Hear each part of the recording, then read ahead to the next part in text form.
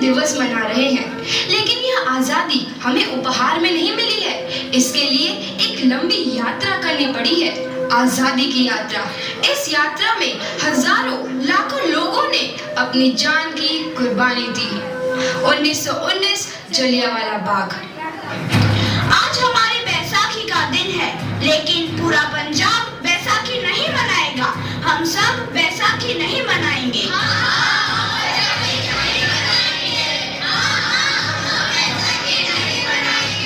जब तक हम अंग्रेजों को भारत से बाहर नहीं निकाल देते, पूरा पंजाब बैसाखी नहीं मनाएगा।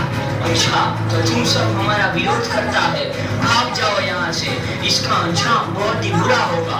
हम नहीं जाएंगे, तुम लोग जाओगे।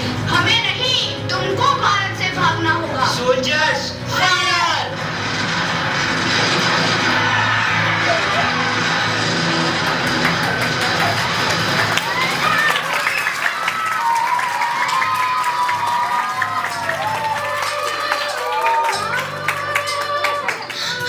ये जमीन हमारी, ये धरती हमारी, ये खेत हमारे। अभी थोड़ी देर पहले हमारी ये फसलें लहरा रही थी, पर इन अंग्रेजों ने हमारी फसलें बर्बाद कर दी।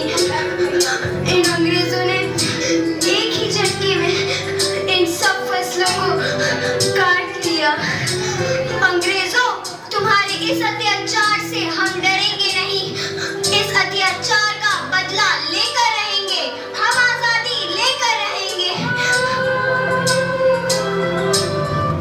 जलियांवाला बाग हर हिंदुस्तानी की आंख नम कर गया। इस कांड में कितने मासूमों की आहुति चढ़ गई, इतनी हैवानियत से इंसानियत कत्ल कर दी गई। जलियांवाला बाग के हत्याकांड ने आजादी की आग में घी देने का काम किया। मासूम औरतों, बच्चों की दर्द भरी चीखें और सिसकियां इनकलाब का गूंज बनकर उभरी।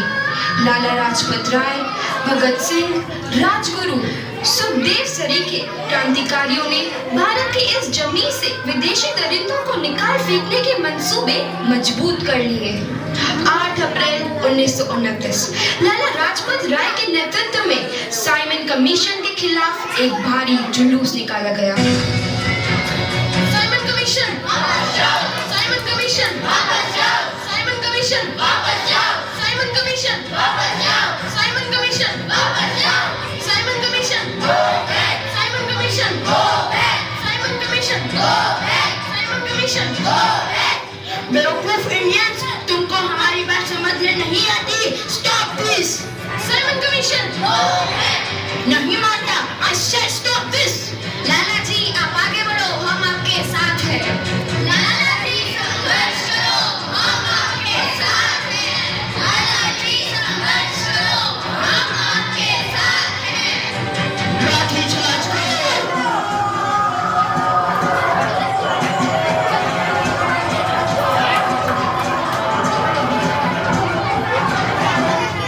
अपने लाला जी को तो बहुत गहरी चोट लगी है, उनका सर फट गया है। मेरे शरीर में लगी एक एक लाठी अंग्रेजी सरकार के कफन में कील का काम करेगी। ये आजादी की लड़ाई रुकनी नहीं चाहिए। ये जिम्मेदारी मैं तुम सबको सौंप कर जा रहा हूँ। लाला लाजपत राय की दर्दनाक मौत के बाद भगत सिंह, सुखदेव, राजगुरु वतन के इन मतवालों के खून में ऐसा उबाल आया जिसका सामना करना अंग्रेजी सरकार के लिए मुश्किल हो गया। अंग्रेजों को करारा जवाब देने के लिए स्कॉट और सैंडर्स को मारने की रूपरेखा रची गई।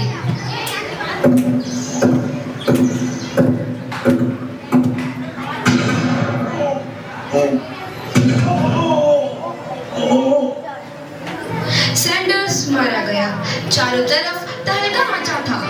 दीवारों पर लिखा था, लाला जी की मौत का बदला ले लिया गया है। भगत सिंह सभी वहां से फरार हो गए। 8 अप्रैल 1929 दिल्ली में ब्रिटिश सरकार की सेंट्रल लेजिस्लेटिव असेंबली की बैठक में 2 बम धमाके की आवाज सुनाई दी।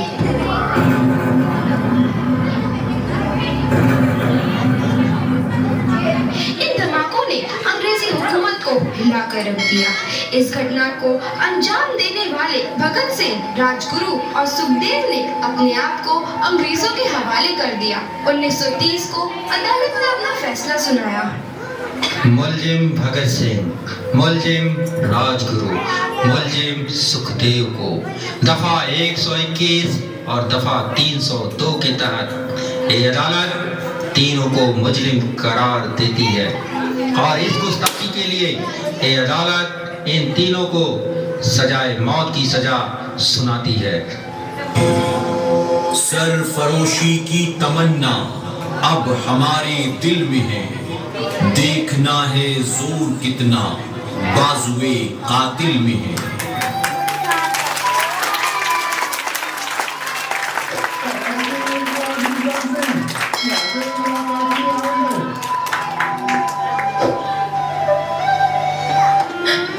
पुत्र की हाल है तेरा।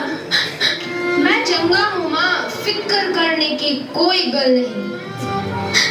पुत्र, मेरा दिल तेरी तरह पत्थर दिल नहीं होगा। तेरी ये गला सुन के मेरा कलेजा फटे जा रहा है। माँ, मेरा दिल कोई पत्थर जैसा नहीं है, एक वतन परस्त का दिल है जो मेरे देश प्रेम के जज्बे को ताकत देता है। बेटा, मेरा लाल। माँ, आज मेरी तपस्या पूरी होने जा रही है। जे तू रोई तो मैंने तकलीफ होइया। सोच, तेरा पुत्र आज शादी करने वास्ते जा रहा है। फर्क केवल इतना है, वो घोड़ी पर नहीं फांसी पर चढ़ने वास्ते जा रहा है। आज तू क्रांतिकारी की माँ है, कल तू एक शहीद की माँ होगी। माँ। पुत्र भगत, तू इतनी छोटी उम्र में हम सबको छोड़ के चला जाएगा। तूने जिंदगी में देखा ही क्या है पुत्र? मैंने अपनी माँ देखी है, जिसने मुझे एक ही बात बताई है कि बेटे, अपने देश के लिए एक बार मरना 100 बार जन्म लेने के बराबर होता है। अच्छा माँ, अब आशीर्वाद दे, आखिरी बार विदाई लेने का समय आ गया है। भगत, मेरे लाल।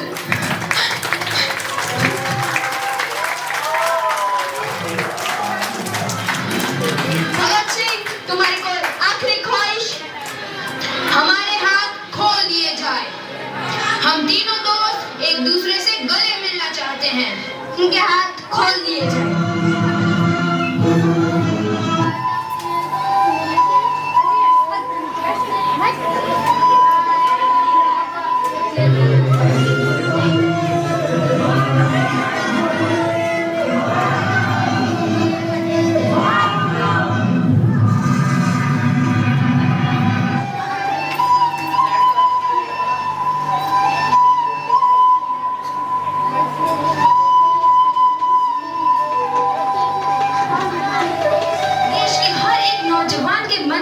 आजादी की नई उमंग हिलोरे लेने लगी। अंग्रेजों भारत छोड़ो का नारा जोर पकड़ रहा था। सबने एक आजाद भारत का सपना देखना आरंभ कर दिया था। हर कोई अपने अपने ढंग से इस महायज्ञ में अपनी आहुति दे रहा था। सुभाष चंद्र बोस, रानी लक्ष्मीबाई, तात्या टोपे और मंगल पांडे जैसे शहीदों की कुर्बानी रंग लाई। 15 अगस्त 1947 को भारत आजाद हुआ।